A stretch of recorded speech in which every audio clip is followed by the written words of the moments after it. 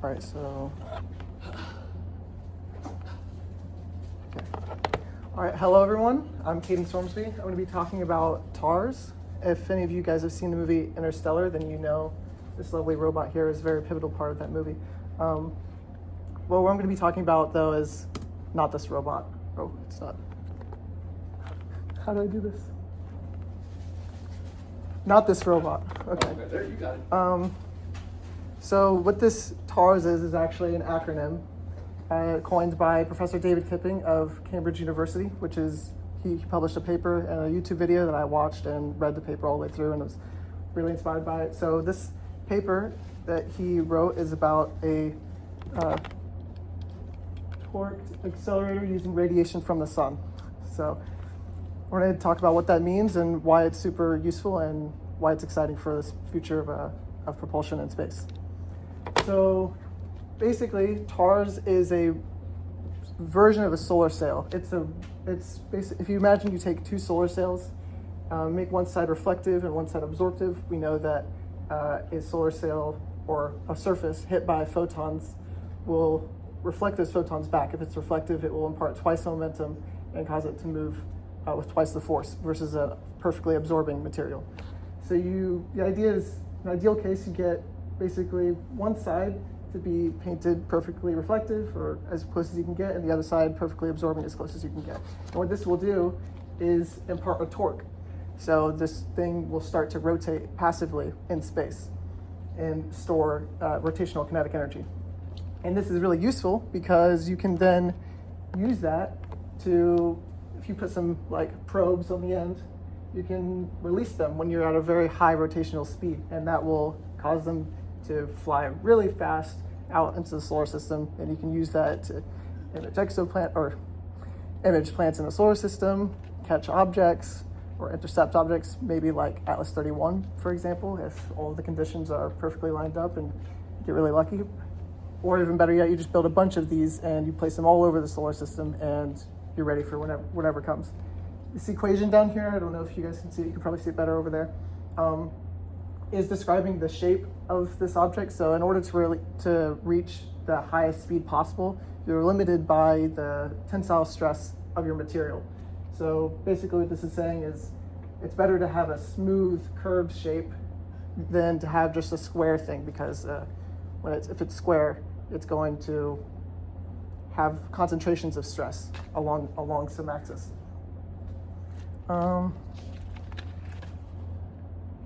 Okay.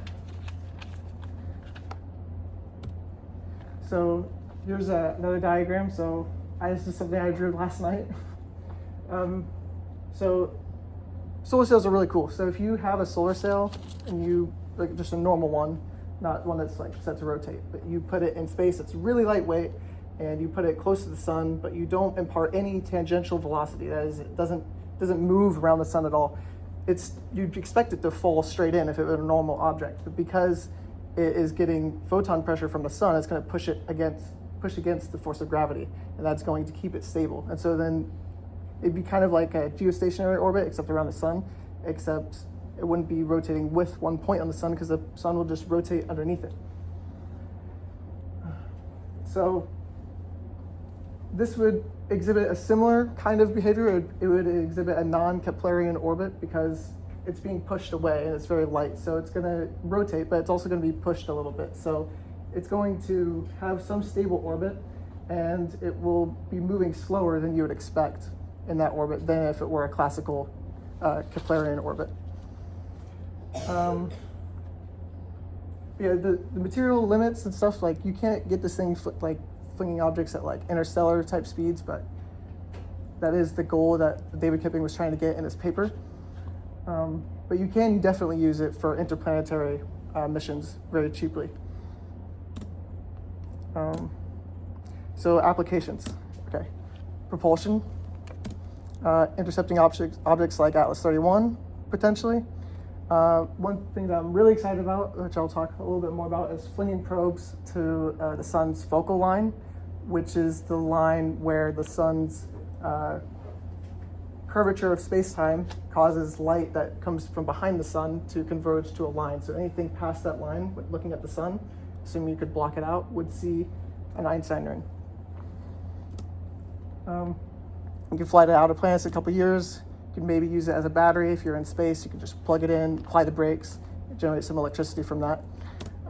Or potentially, this is something I still need to do more research on, generation of artificial magnetic fields in space for habitation.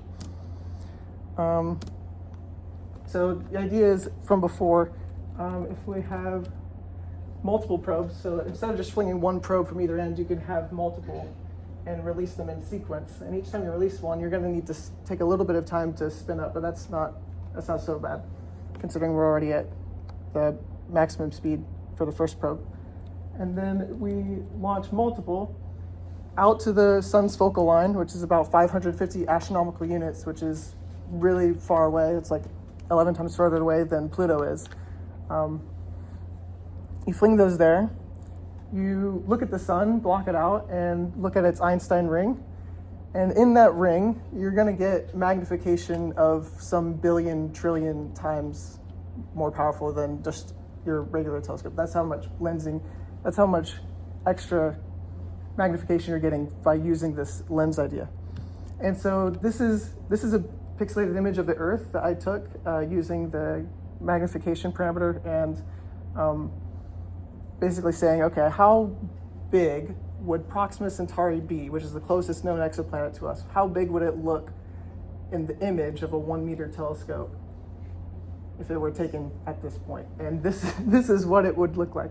So obviously it doesn't look very detailed, but this is way more powerful than anything we've ever had. Anything that we use to take pictures of things in space, it's just a single dot of light, and astronomers can use that dot of light to get like the temperature of the thing, its reflectiveness, how big it is, how fast is it moving, and all these things. They can do so much stuff with just a single point of light. And if we can get images like this of exoplanets, or even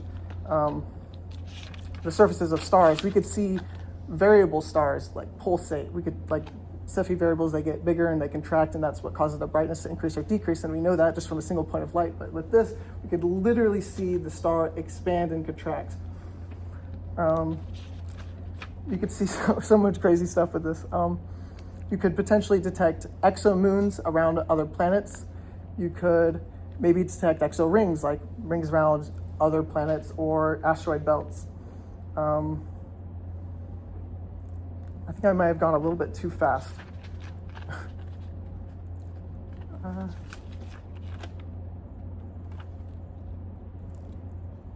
I've been doing some research on this because I've been so excited about it. So I was trying to see if it's at all possible to make something like this in a lab here at Purdue so that we can then maybe 10 years down the line put something like this actually in space and test it for real.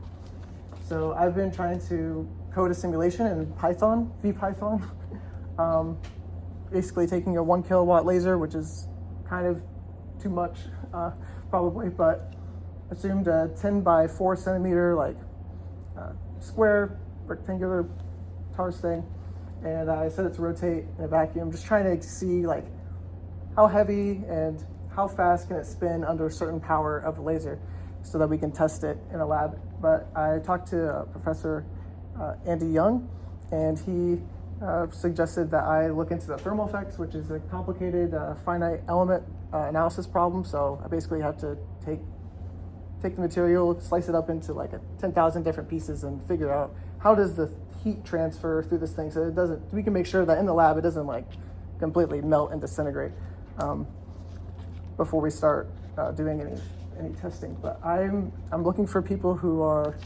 interested in problems like these and who might like know something about it or who want to work on it, because I'm only one person and I would really would like to get this idea out there and get people excited about it. So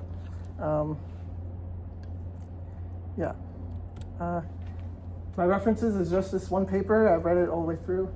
I highly suggest you read that, but first maybe watch the YouTube video on the Cool Worlds channel by David Kipping. He talks about it for like 30 minutes. It's a really good video.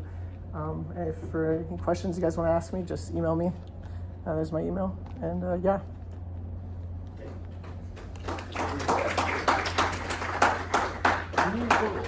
Okay, questions?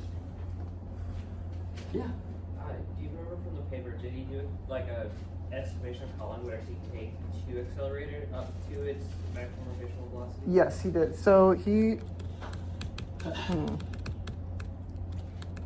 yes, so he estimated around, it depends on like how big it is and how thick it is, right? So it would take about a year or a couple of years if you just set it just to rotate passively. So it's a little bit of time, but considering what you're trying to do with it is fling it like at 50 kilometers a second, which is realistic.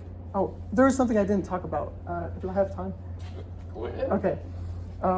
So yes, it can only spin up to about maybe 50 kilometers a second in best case scenario with like carbon nanotube sheets or something, sort of graphene or some ridiculously strong material that we haven't like fabricated on microscopic scale yet, but we can figure out maybe in the near future. But something that you can get around that tensile stress problem with is if you place electric dipole, if you make a dipole on this and you say, okay, I'm going to want to move charges down this axis, like pretend this is a rod, and then this rod is spinning. So what that does is it moves charges in a circle, which is a current loop. And if you guys have taken E&M, then you know that a current loop generates a magnetic field, which is why I mentioned that you could use this to create magnetic fields in the first place. So now you're not so much limited by the tensile stress of your object, but you're limited by the amount of radiation, the magnetic radiation that's coming out from it spinning. So any spinning conductor is going to radiate cyclotron radiation, and that is going to limit how fast it can go.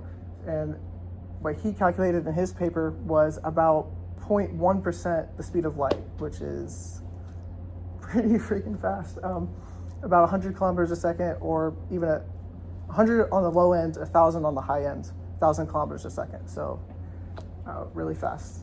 Yeah. Okay, more questions? Yeah. What is the braking mechanism? What's that? What is the braking mechanism? So a braking mechanism is basically I don't really know. The idea is that you apply a magnetic field to basically turn the thing into a generator. So like flywheels in normal engineering applications, I don't really know. I'm not an engineer, but they have a flywheel that's spinning because they made it spin with a motor, and then later you can apply the brakes, so to speak. Like in your car, for example, you're driving and they usually have some regenerative braking so that they can charge their battery when they come to a stop, so that they're not just wasting that energy as heat.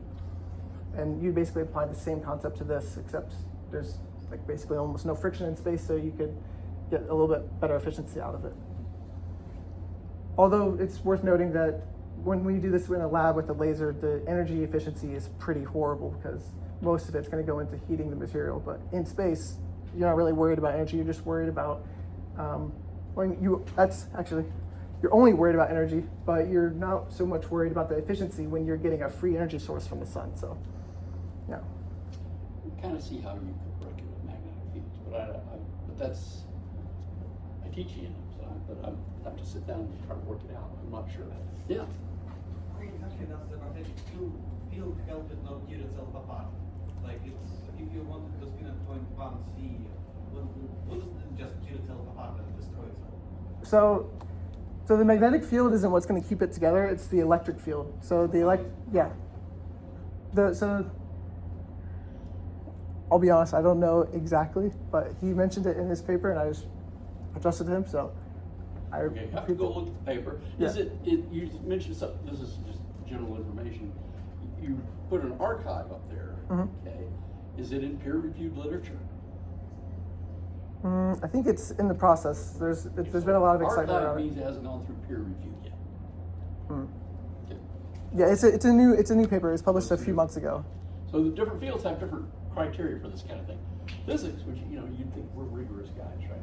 Everybody posts papers in archive before it goes through peer review. In earth sciences, nobody does it. Well, it's like, no. It has to go through peer review before you put the paper up. But anyway, but check it out, it's out there. Okay. All right, we have another presentation today.